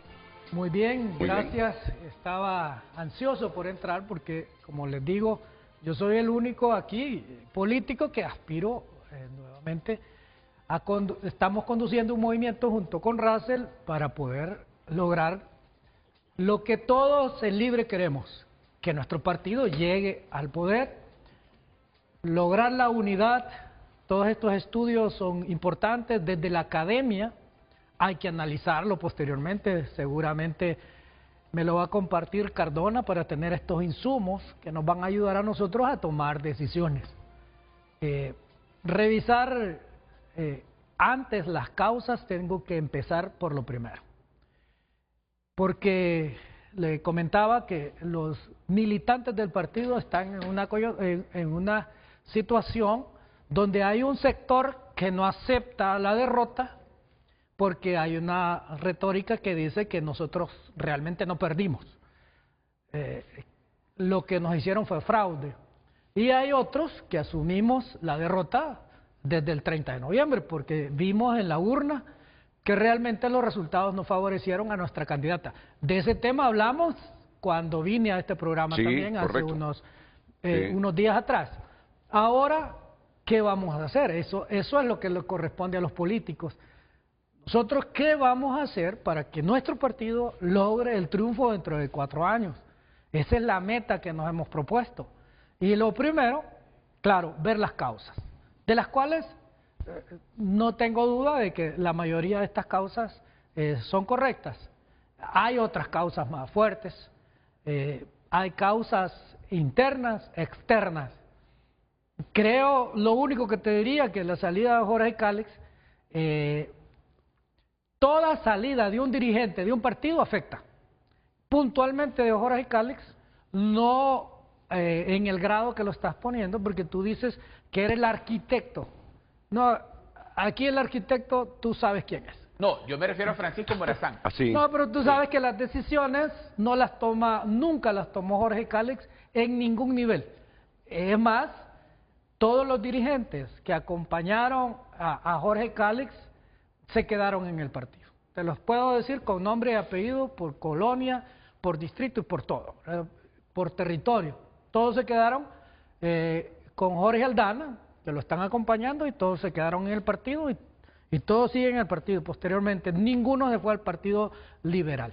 Más bien del Partido Liberal se vinieron dirigentes, que los trajo Aldana al Partido Libre. No puedo continuar sin pedir que la Corte Suprema le haga justicia a Jorge Aldana. Eso va a traer paz, tranquilidad Es que él ganó. a esta ciudad, que es la primer ciudad. Sí. No pueden. Mira, no sé si él ganó. En estos resultados estrechos, los fraudes se dan cuando dejan de contar las actas. Pero a nivel presidencial, a nivel macro, no se dan estos fraudes. Entonces, desde ahí vamos a partir para señalar ahora que uno de los... Aquí en Honduras ya se está prácticamente definido que hay más de 1 millón de votos flotantes, que son los votos que se van a ir de un partido a otro. Y en este caso creemos que se va a ir de la derecha a la izquierda. Por lo tanto, nosotros en el Partido Libre, que es un partido de izquierda, tenemos todas las condiciones para ganar las próximas elecciones. Solo hay que atraer los votantes independientes, esos votantes que no son el voto duro del partido. El voto duro del partido ya está medido, ya sabemos cuánto es, sí. Ya sabemos cuánto es el voto duro del Partido Nacional, voto duro del Partido Liberal. Solo es lograr atraer ese votante. Pero atraerlo en el Partido Libre. Atraerlo con correcciones. Correcto, en el Partido Libre eso vamos, sí. A un debate interno, verdadero. Eso es lo que vamos a impulsar nosotros, para que exista realmente una verdadera democracia dentro del Partido Libre. Porque yo también lo he dicho y no me voy a cansar de decirlo, no ha habido democracia. Lo que ha habido aquí es como una especie de autoengaño, de decir que todos esos movimientos permiten una verdadera democracia. Correcto. Y todos los que hemos estado en Libre sabemos que no, que aquí no se ha permitido el disenso. Que una persona que piensa diferente a lo que manda el que está arriba... Digan a Mel para que Mel escuche. Esa persona es traidor. Pero cuando... Y yo quiero referirme a hechos históricos. Aquí estuve en un programa, Renato, tal vez no se acuerda, estuve en el 2015. En el 2015 hubo el primer disenso con el coordinador de nuestro movimiento. ¿Por qué? Porque el coordinador, después de que Juan Orlando hizo la reelección ilegal a través de la Corte, que eso fue en abril, en el mes de septiembre el coordinador adelantó las elecciones internas de nuestro partido para que en las elecciones internas de nuestro partido se pusiera una cuarta urna. La urna iba a decir que si le autorizaba el partido a nuestro coordinador a participar en las elecciones o no.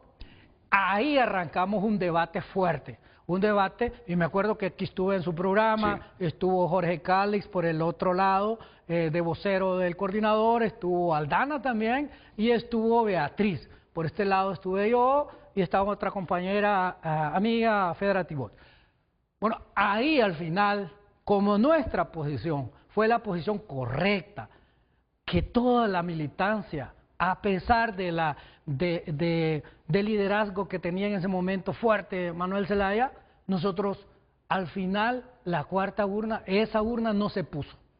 Solamente se adelantaron las elecciones internas y nuestro movimiento no participó, por lo cual estuvimos excluidos de los cargos de elección de la coordinación por 4 años, el movimiento Morena.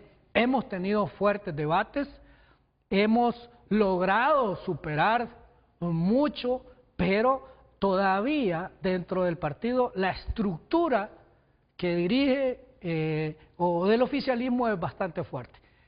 Debe de existir liderazgos con valor, de plantear las ideas, así como me he atrevido acá a plantearlas. Así debe de existir. Pero esto no soy yo, es unas ideas colectivas. Son muchos dirigentes a nivel nacional, a nivel departamental, que salgan y realmente expresen y acompañemos una idea de generar democracia dentro de nuestro partido. Así, siendo democrática, vamos a cambiar muchas cosas y vamos a generar un verdadero debate dentro de la coordinación nacional. Aquí en la coordinación nacional, y yo voy a decirle a algunos amigos que me han dicho, Obed, hay cosas que hay que decirlas a lo interno del partido, pero yo les digo, el problema es que no han habido espacios para hacerlo a lo interno del partido. Se han cerrado esos espacios. Los espacios de la coordinación nacional, yo he estado en la coordinación nacional en esas reuniones y no se permite una opinión diferente. Es más, la Asamblea Nacional, ya los delegados, pues ya llegan con una sola línea. Entonces no han habido aquí asambleas nacionales tampoco, porque realmente las asambleas nacionales se volvieron un mitin político dentro del partido. Me estás diciendo que hace falta democracia interna en Libre. En resumen, Obed está diciendo que hace falta democracia interna en Libre. Y todos los libres tienen temor cuando se refieren a Mel. Yo no tengo temor. Y es que yo soy de los que creo que en un país conservador como Honduras, la derecha le lleva una ventaja. Pero el país necesita que siempre haya una izquierda. Ahora, el deber de ustedes... Ahí está. El partido está fuerte. O sea, los cargos, los alcaldes, todo eso. O sea, el partido está vivo. Entonces, ahí está. El promedio de votos de Libre en Honduras, 700 u 800. Ganaron la presidencia porque Narrala se sumó. Así de simple. Como el Partido Liberal se elevó con Salvador Narrala. Es que ese Salvador es un factor que uno no lo puede obviar. Pero lo que está diciendo Obed es que en Libre falta democracia interna. Cada elección el partido pierde gente. Y te voy a decir algo. Miren el día que se lo digo. Yo creo que a Aldana se le va a ir. Aldana se le va a ir. No sé a qué partido, no sé si va a formar un partido, se les van a ir otros diputados, miren el momento que se los estoy diciendo. Y en cada elección están perdiendo gente. Por eso es que yo creo que si no retoman la democracia interna, si Mel no se da cuenta de eso, si quiere seguir siendo el mandón, así como es el autor intelectual de que haya aparecido Libre, así él mismo lo va a desaparecer. ¿Qué piensas tú sobre todo esto que han dicho en las causas? Y ya voy contigo, no te preocupes, que provocaron esta derrota de Libertad y Refundación. Ojo, estamos con la imagen de gobierno, luego vamos a la de la campaña. Ok, perfecto. Eso es muy cierto. A ver, Obed dice que no hay democracia interna en Libre, yo estoy de acuerdo con eso, como también es cierto que no hay democracia interna en ningún partido político. Eso es un problema endémico del sistema de partidos en Honduras. Ahora bien, más que criticar a Libre, mi ánimo es hacer un análisis crítico del por qué perdió Libre. Y escuchando a Carlos, a mí me parece que hay 5 elementos que son claves para explicar por qué Libre perdió, más allá del análisis de cómo se comportaron los actores. Un elemento clave es que Libre no debió haber cedido la presidencia del Congreso a un diputado distinto a su partido. Ese es un elemento clave. Un segundo elemento fue el manejo de la política exterior. Un tercer elemento fue una línea ética sobreexigida. Un cuarto elemento fue la gestión y el manejo de sus conflictos internos. Y un quinto elemento fue una campaña enfocada en el voto duro. Esos 5 elementos son los que de alguna manera evidencian, y vos también ya lo has dicho, por qué Libre cae en esta derrota y que genera en mucha base de Libre una sensación de una derrota inmerecida. Porque si se le pregunta a la gente de Libre si esta derrota se la merece, la gente dice que no. ¿Y por qué la gente de Libre dice que no se merece esta derrota? Primero, porque hubo un desempeño social que no se puede negar. Hubo una reducción de la pobreza de más del 10%. La mayor inversión pública en la historia. La mayor inversión pública en la historia, una caída de la desigualdad. Se construyeron tantas carreteras y caminos productivos como para ir de aquí hasta Monterrey, México. O sea, se dio un crecimiento económico por arriba del estándar latinoamericano. Sí. Claro que hay una sensación de por qué si se hicieron las cosas bien, Libre pierde. Sí. Y yo creo que estos 5 elementos lo explican. Primero, desde el retorno a la democracia, ningún partido liberal o nacional le cedió la presidencia del Congreso a un miembro que fuera de un partido diferente. El problema no era Luis Redondo, el problema es que Luis Redondo no era de Libre.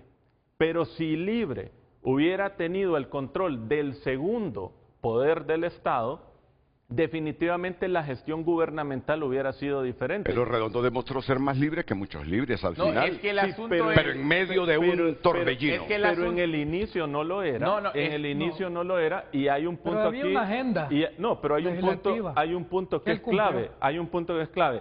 Libre tenía 50 diputados. Tenía los diputados del PSH y solo tenía que arañar unos cuantos diputados del Partido Liberal, muy seguramente, y hubiera tenido un Congreso con una mayoría y con capacidad de gobernabilidad. Entonces ahí fue desencadenando una serie de dificultades, de conflictos. Eso hizo también que la presidenta no había tomado posesión y Libre ya estaba sumergido en una profunda crisis e hizo que muchos de sus ministros también se volvieran voceros y que la agresividad ante la afrenta se volviera una forma de gobernar. Entonces lo que pasó hace 4 años en el Congreso, claro que desencadena parte de las dificultades que se vieron. Segundo elemento, la política exterior. Y es que Libre nunca se alejó de Estados Unidos, pero se acercó más de lo necesario a Venezuela, Nicaragua y Cuba, en un país que es fundamentalmente conservador. Y también una política exterior hondureña que coincidió con el cambio de la política exterior de Estados Unidos. Es que cuando Libre llega al poder, el enemigo de los Estados Unidos estaba en el Medio Oriente. Pero luego llega Trump al poder y Marco Rubio. Y el enemigo de Estados Unidos es el enemigo interno que está en la región hemisférica. Entonces vemos un Estados Unidos que te dice, el enemigo ya no está en el Medio Oriente, ya no está en Irak, ya no está en Afganistán. El enemigo interno en Estados Unidos son los latinos que vienen de esas izquierdas que están dificultando la vida de estas personas, y esa es izquierda en Venezuela, en Cuba, en Nicaragua, que empalma perfectamente con esa política exterior que el gobierno privilegiaba y que generó cercanía y que hizo que elementos como el Plan Venezuela y que la estigmatización de la izquierda golpeara de manera muy dura la campaña. Entonces, ese giro en Estados Unidos, claro que impacta y golpea de manera decidida. Una línea ética sobreexigida. Vos sos resultado de un problema de unas relaciones clientelares que no deberían existir en la política.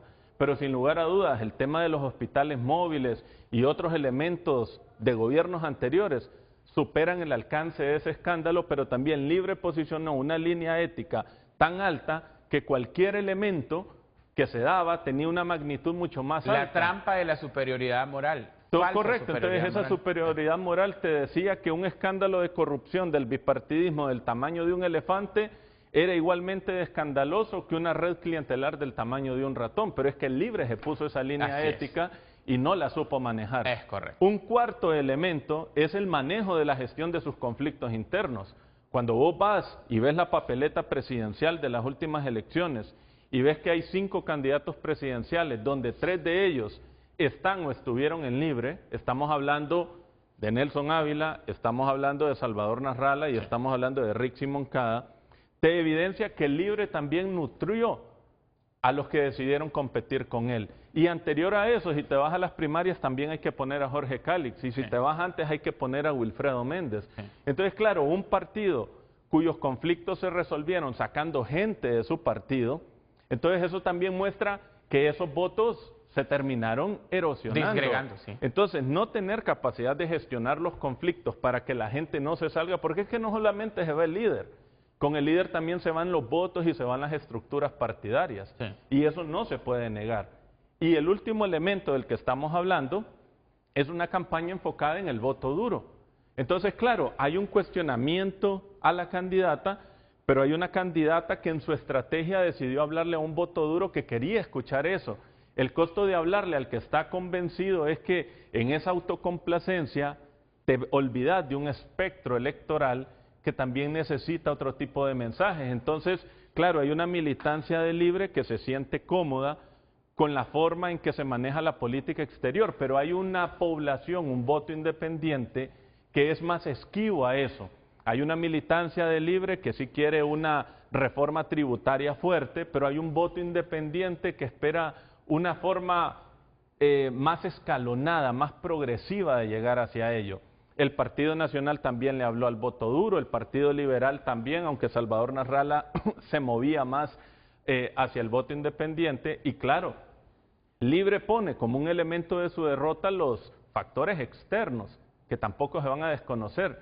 Pero es que como los partidos decidieron hablarle al voto duro, cuando el presidente Trump decide opinar sobre el elemento electoral Honduras, él no le habló al voto duro de los demás partidos, le habló al voto independiente que estaba totalmente solo porque no pudo contrastar el mensaje de Trump con lo que Libre le podía opinar porque Libre decidió no hablarles.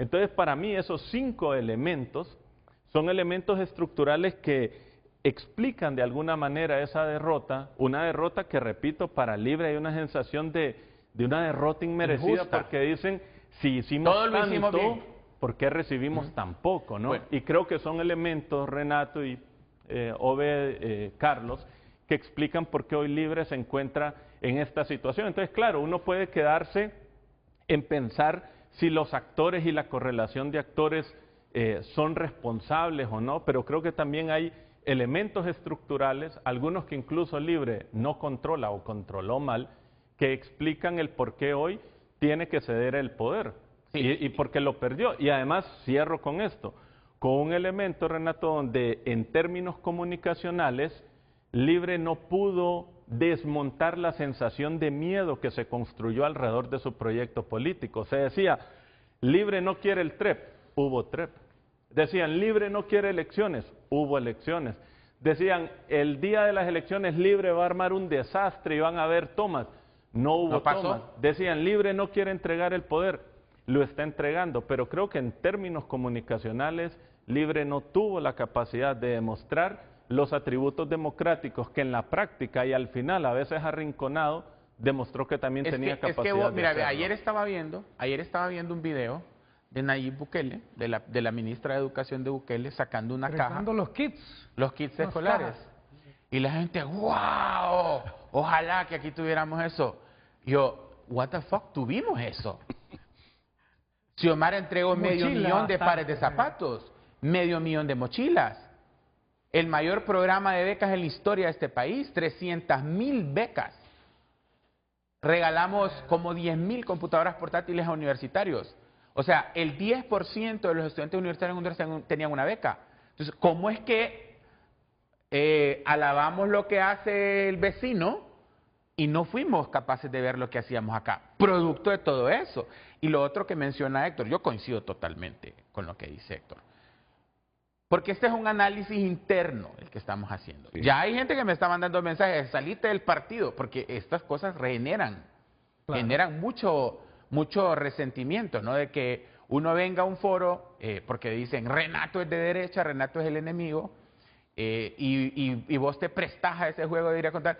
Estas cosas son de importancia nacional, porque queremos entender lo que pasó. Y obviamente el partido ya sabe estas cosas. Nadie dentro de Libre va Carlos, a negar que estas cosas porque Carlos, mira, son fácticas. Hay elementos facilitos de analizar, por ejemplo, cuando perdió el Partido Nacional. ¿Por qué perdió el Partido Nacional? Por su gobierno, mal gobierno. Pero hoy nosotros tuvimos un buen gobierno. Hicimos grandes obras.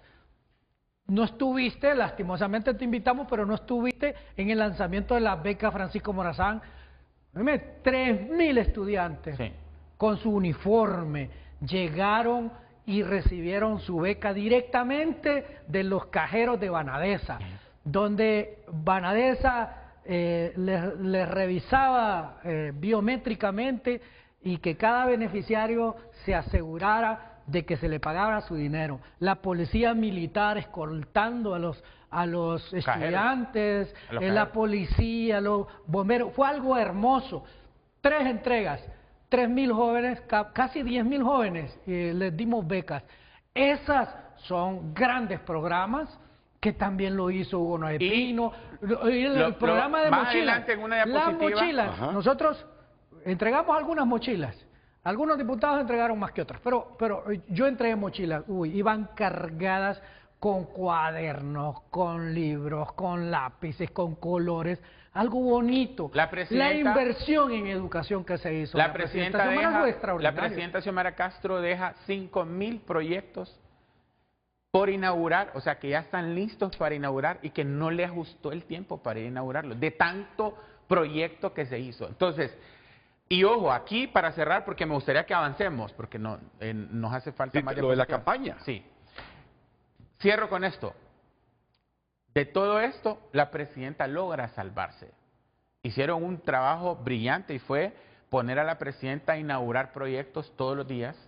Eso, obviamente, hizo que la imagen de ella logre salir bien salvada, porque la imagen de la presidenta es alta. El nivel de aceptación con el que sale Xiomara es mayor que el que salieron todos los expresidentes anteriores de los últimos yo ahí discrepo contigo.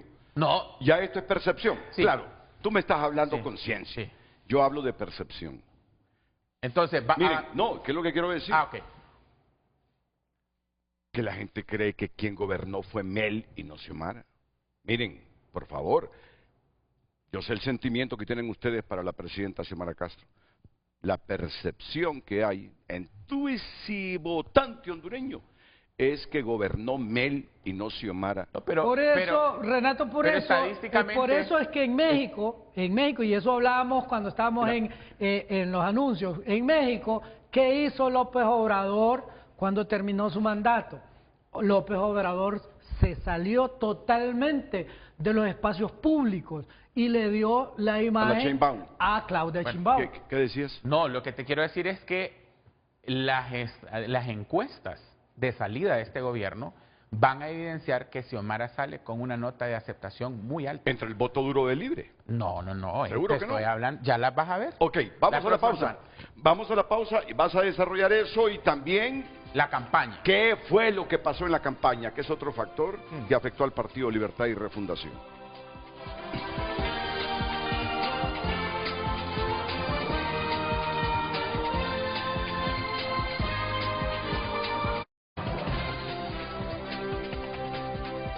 Redes sociales es presentado por La Curazao. Red Sale, la primera gran liquidación del año. Tu mejor compra comienza con una credioportunidad. Solo en La Curazao. Más mensajes. Un televidente escribe: Gerardo Torres Zelaya. El enorme ego de los funcionarios, la falta de comunicación de los logros. Carlos Estrada, el discurso de campaña política, felicitar a Maduro por su fraude y posterior represión en Venezuela. De acuerdo con todo lo que dice Cardona sobre por qué perdió Libre, uno de los mejores ministros que tuvo el gobierno de Xiomara. Insultar a toda la población en lugar de conciliar y entender que eran gobierno para todos, que Honduras ocupa relaciones con todos los sectores. El mayor problema fue no reconocer a toda la población y que fueron electos para gobernar a Honduras. No solo a su gente, se dedicaron a gobernar para su gente, no para Honduras. Felipe escribe: Toda esta gente diciendo estupideces, dice, pero no se incluye. Cardona fue de los peores voceros que tuvo el gobierno. Debería decir toda esta gente y principalmente yo diciendo estupideces y diciendo malcriado. El problema del gobierno fue gente como es incapaz y corrupto. Ismael escribe: un factor dentro de la ecuación de no ser favorecidos en las urnas fue la gran corrupción y que los vicios de pasado se mantuvieron, como la gestión de inversión social con clientelismo, el caso de Sedesol cerca de las elecciones. Ahí puede explicar mejor Cardona. Una sola palabra: corrupción, escribe Alfredo Funes. Muchas gracias, continúe enviando sus mensajes. Redes sociales fue presentado por La Curazao. Red Sale, la primera gran liquidación del año. Tu mejor compra comienza con una credioportunidad. Solo en La Curazao.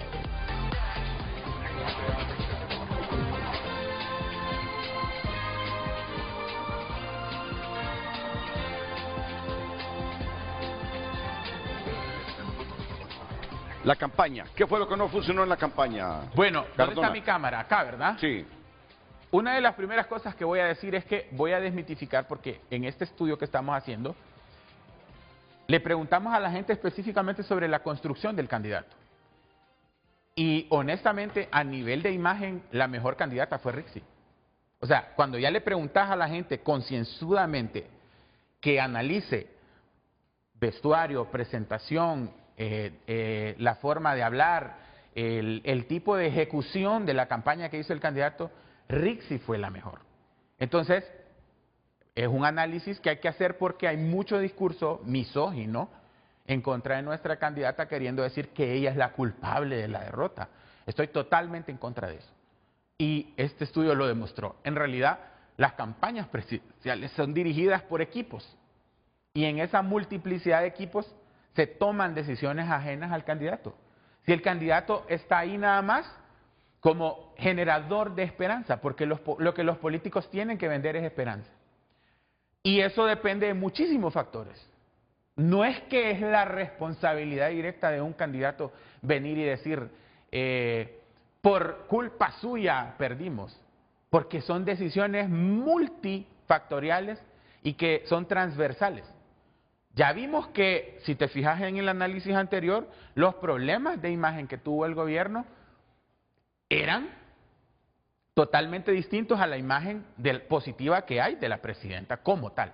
O sea, la mandataria Xiomara se despide con una imagen de honorabilidad, de humildad, una imagen que se construyó, ¿no?, con su trabajo. En el caso de Rixi, hubo una disonancia cognitiva entre la imagen que ella proyectaba a lo interno de Libre y el contraste con el voto indeciso, que es el verdadero elector en el país. La gente que elige presidentes en Honduras no es cachureca, no es liberal, no es de Libre, es la gente indecisa. Y el partido más grande de Honduras se llama TikTok. Hay 5 millones de personas en Honduras que no ven televisión, que no ven noticieros, que no leen periódicos, que no escuchan radio. Agarran su teléfono y hacen scroll en TikTok. Y metieron un diputado. Eso varios.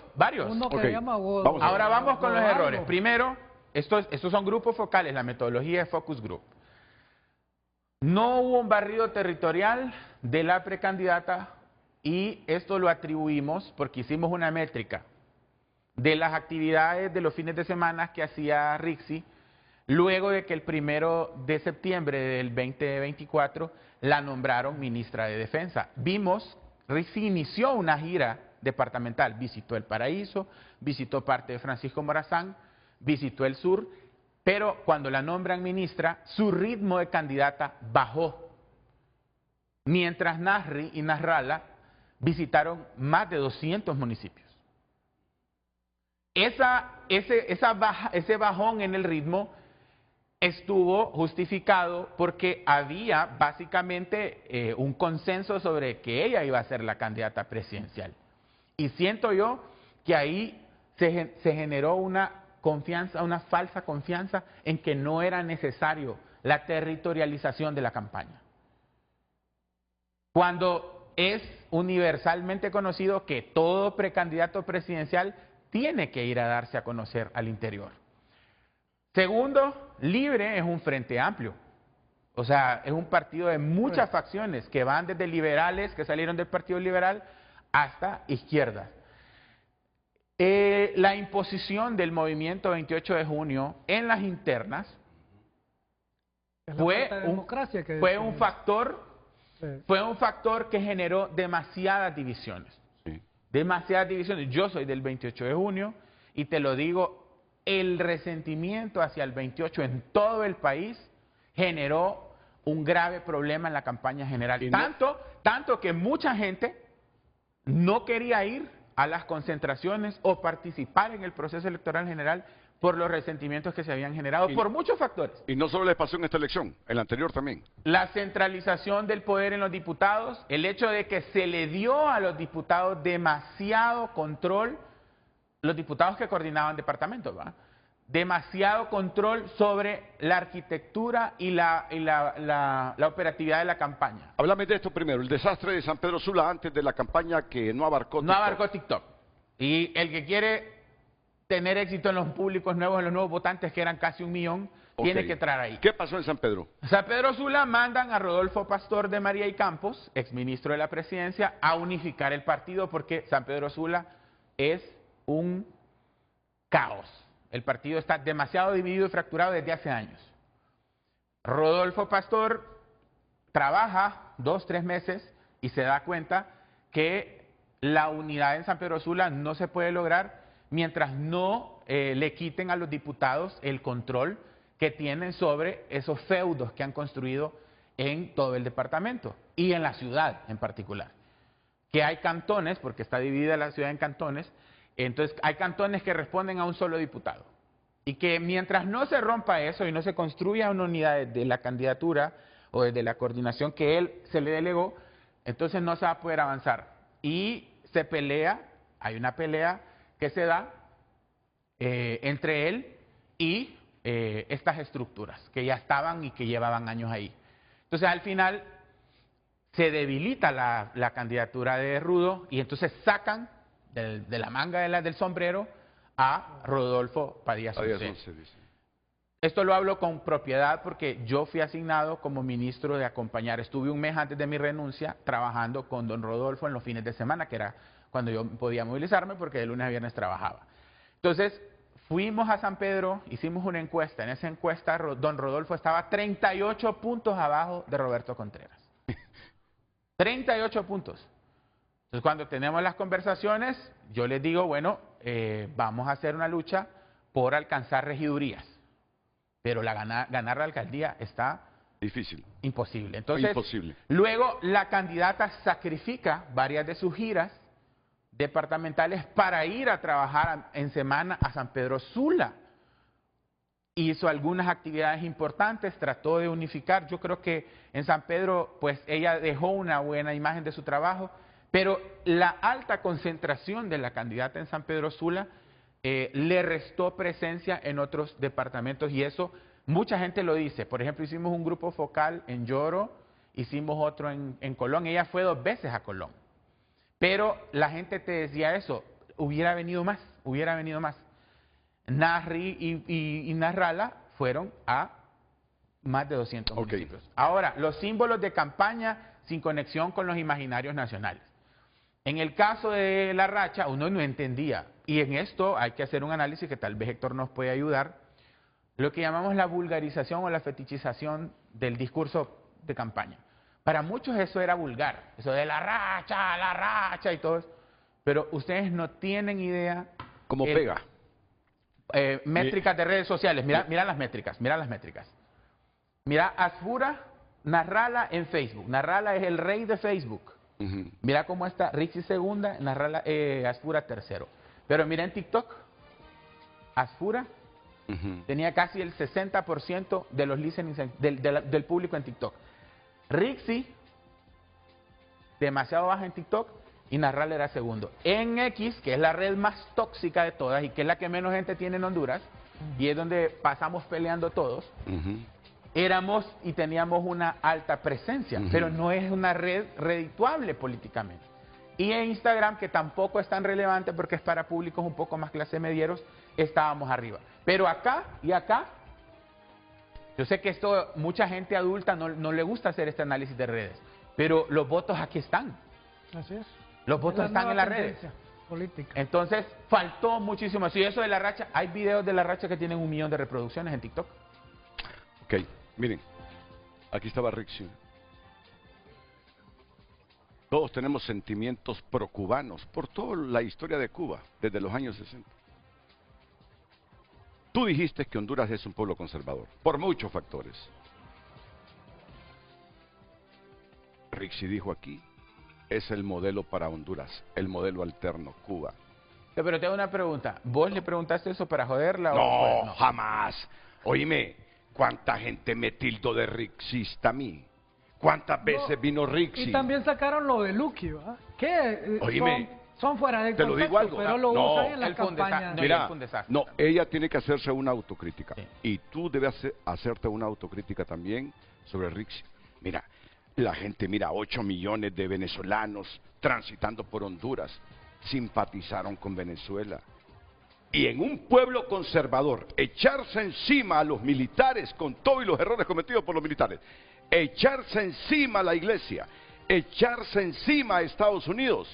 La izquierda tiene que hacer ajustes. Y este partido de izquierda que nos gobernó, si no hace esos ajustes, sin renunciar a sus principios, con ese discurso de las 10 familias, las 10 familias, las 10 familias, en un pueblo conservador se echaron encima a medio mundo. Pausa comercial y tal vez nos dan tiempo de regresar. Yo, si fuera propietario de Televicentro, diría, denle en unos 5 minutos a ese Renato que nunca nos cumple con los horarios.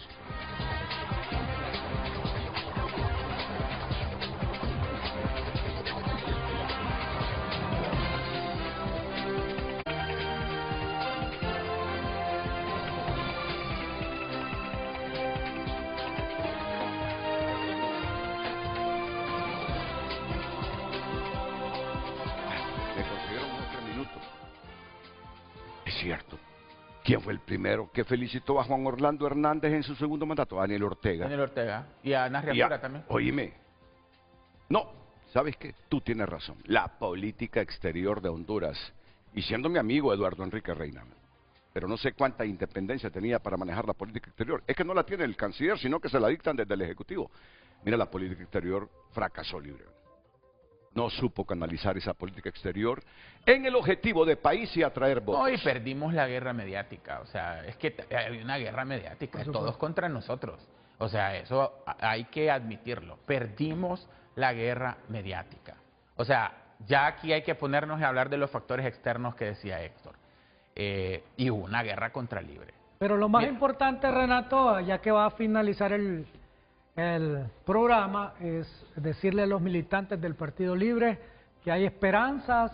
El Partido Libre va a un proceso interno de debate, pero que el Partido Libre está fuerte, robusto, tenemos dirigentes en todo el país. Siempre y cuando Mel Zelaya se dé cuenta de eso. Van a haber el principal desafío de ustedes es Mel Zelaya. Y vamos a seguir buscando los cambios y vamos a buscar de nuevo en 4 años el poder, así es que adelante, compañeros de Libre, sigamos trabajando por este gran partido. Pero tienen que democratizarse internamente. Por supuesto, y Mel tiene que comprender eso.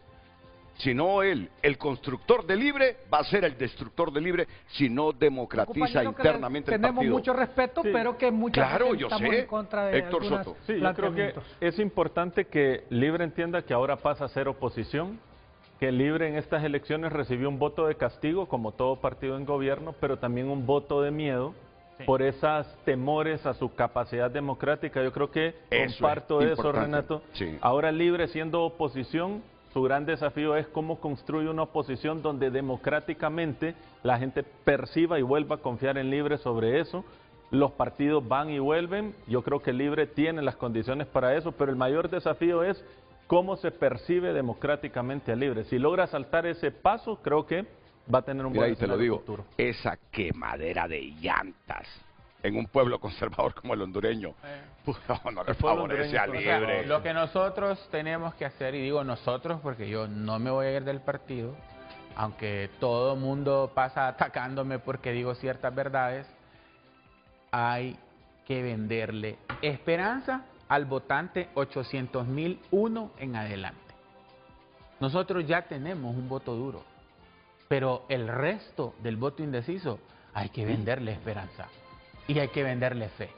Si no, no vamos a pasar de 800.000 votos. Eso tenemos que asumirlo desde ya. Si vamos a hacer oposición, hay que vender esperanza. Entonces tienen que hacer recapacitar a los marxistas, leninistas que todavía quedan en Libre. Hombre, el mundo ya cambió.